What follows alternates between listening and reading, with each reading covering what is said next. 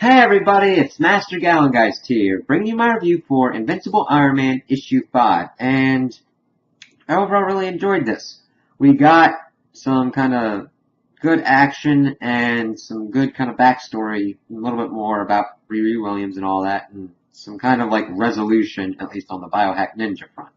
So, when we get into it and we see Riri's mom is like looking around the garage trying to get a beat on Riri, talking to see if anything will is listening to her and will interact with her, and just kind of talking to herself about this whole predicament about how if she tries to stop Riri, she'll probably go out and do it anyway.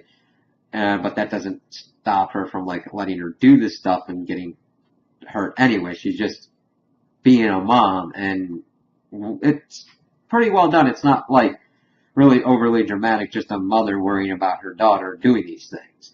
And then we kind of see that Riri's plan and the digitized Tony's plan to infect his armor with a virus works out, and she's like, I thought I timed that better, and then the Techno Golem explodes and it freezes all the rest of the biohack ninjas. And she's like, alright, we did this, we're good, right? And she's still up and she's got one of the swords, and then Riri picks one up. All right, here we go. And the Techno Golem's like, you know how to use that? And then it goes to this flashback of Riri and her stepfather, I believe, because I don't know the timeline of her actual father, but this was the stepfather saying hey, how about we do some fencing? My father taught me and his father before him, kind of like a Jedi. I like the Star Wars reference and all that. And she's like, well, I'm kind of doing something right here. Call me for dinner. And then, of course, you can kind of see her pained reaction of having lost her stepfather and being like, oh, I'm still going to go for it. And then we see that Pepper's able to knock out the Techno Golem with one of her gloves. It's like, all right, we're good. And then Riri's like, well, what do we do here? How do we clean this up? Like, that's what S.H.I.E.L.D.'s for. And then we see her interacting at a larger scale with Sharon Carter. And it's pretty good how it's done, though it's like, okay, you want to join S.H.I.E.L.D.? It's like, hell no, I think S.H.I.E.L.D.'s the devil. It's like, big Hydra fan? No, I can disagree with what you're doing. Doesn't mean I'm your enemy. But it's like, you kind of called him the devil. I'm like, ugh. You could have, that's pretty kind of strong language to be like, yeah, you can say, I don't really disagree with your methods and all. I kind of don't agree with what you're doing. I kind of disagree with how you're doing your stuff and your abuse of power, which she does on the next page where it's like, I think S.H.I.E.L.D. might be the devil. I'm like, okay. That was kind of really in there, but that's kind of her character. She's not she's like Tony in that she kind of says what comes to her mind because that's how fast she thinks and what she's thinking. And seeing her kind of explain it better, I'm good. And she's like, all right, Pepper, I'll talk to you later about what we're going to talk about, and I'm pretty sure you'll eavesdrop on me later. So she goes back and passes out. And her mom comes in, and she's like, Riri? And she's like, ninjas! And it's like, I really like what they're doing with her character.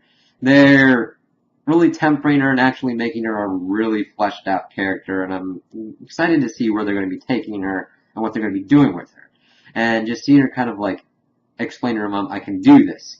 It was weird passing out like this, and yeah, I'll put Neosporin and stuff on my boo-boos, and she's like, thanks, Mom, for letting me do this. I know you're worrying about this, but thank you. And you can see the mom, still fighting with what she was talking about in the beginning.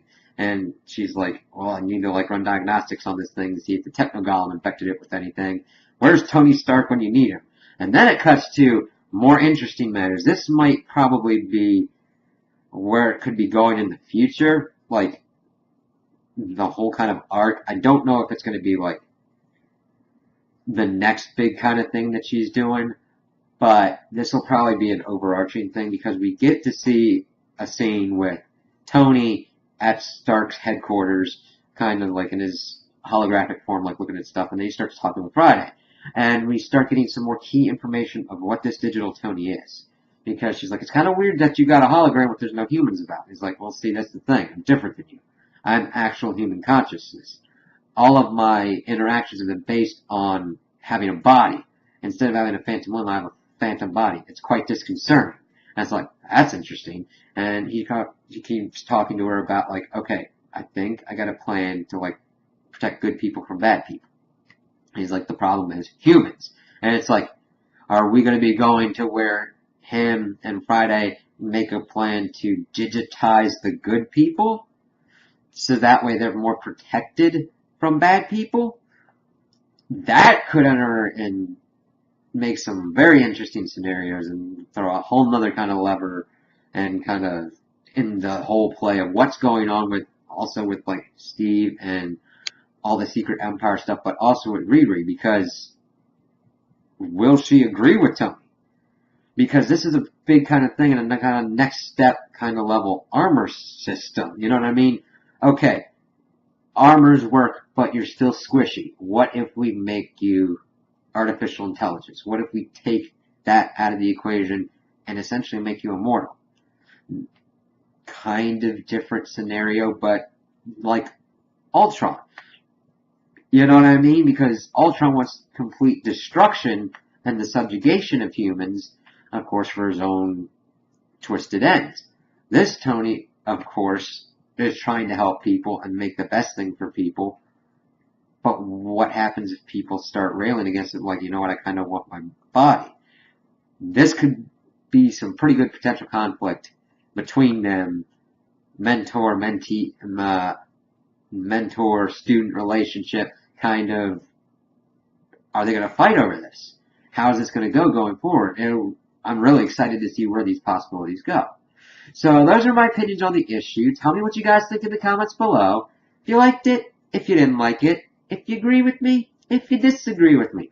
Also, like and subscribe, and I hope you have a good day.